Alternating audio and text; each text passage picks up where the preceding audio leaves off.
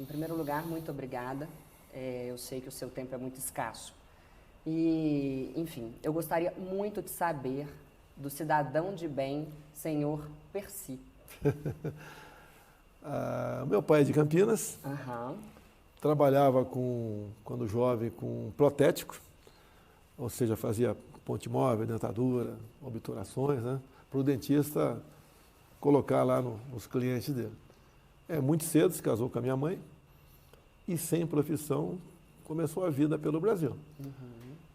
E a situação financeira dele se complicou e ele resolveu ser dentista. Naquele tempo existia a figura do dentista prático. Era muito raro nas pequenas cidades ter um dentista. E meu pai foi dentista prático, basicamente no Vale do Rio Ribeira, na cidade de Ribeira, Sete Barras e Eldorado Paulista. E era um pescador também. Tinha muita traíra no Rio Ribeira de Iguape. E assim foi a sua vida, né? Quem cuidou da família foi minha mãe, que trabalhava o tempo todo. Ela era dona de casa. É dona de casa mesmo, 7 filhos, um atrás do outro. Acredito que um espaço de 15 meses entre um filho e outro.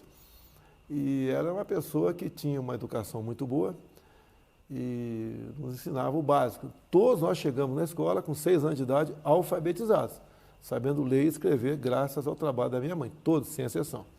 O meu irmão mais velho era o grande disciplinador, que botava a molecada sempre para trabalhar. Eu lembro, era o segundo, né? O que eu lavava de fraldas não está no gibi. Eu lavava umas 50 por dia, porque não tinha fralda descartável. Tá? E era uma criança atrás da outra, né? Eu lembro que isso foi um trabalho muito grande que eu fiz na minha juventude, além de pescar para o meu sustento próprio. Que bacana. E o senhor era mais apegado ao senhor Percy ou à dona Olinda? A mais apegada é meu pai. Eu sempre estava com ele no consultório, né? Ajudava ele a fazer dentaduras. E eu lembro quando você apertava ali a prensa para a dentadura com a massa chamada Paladon, que era a massa da dentadura, ele escorria pelo lado e a molecada pegava e fazia dadinho. Qual que é o nome da massa? Paladon. Nunca ouvi É a matéria-prima da dentadura. Tá? E fazia dadinhos para jogar. Ou então usar aquilo para acender fogueira, que era inflamável, né?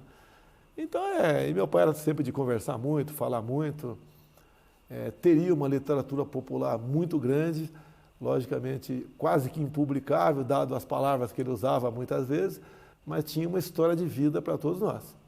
Eu lembro de uma passagem que não é, né? Por estar envolvido na política, ele tinha um partido, né? E o partido era conhecido como o partido do pé rachado. O outro lado, o partido do pé liso, ou seja, o pobre contra rico. Ou que trabalho. E eu vejo que uma vez ele tirou umas férias numa delegacia, né? Umas férias forçadas na delegacia, porque ele foi acusado de exercício ilegal da profissão. E naquela noite o delegado deu um flagrante nele, arrancando o dente de um colega que estava de férias também na delegacia. E ele falou: Gerardo, você está aqui na delegacia por exercício legal da profissão e você está arrancando o dente de um cara sem ser dentista? Ele falou: se eu não arrancar o dente do cara, ninguém dorme à noite aqui na delegacia. História de vida, tá?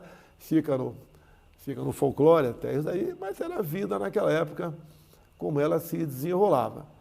Meu pai sempre trabalhou, nunca faltou nada em casa.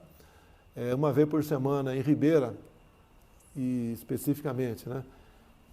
Ele pegava uma mula e andava aí algumas dezenas de quilômetros para uma região que tinha um certo número de habitantes para extrair dente. E era muito comum a extração de dente naquela época.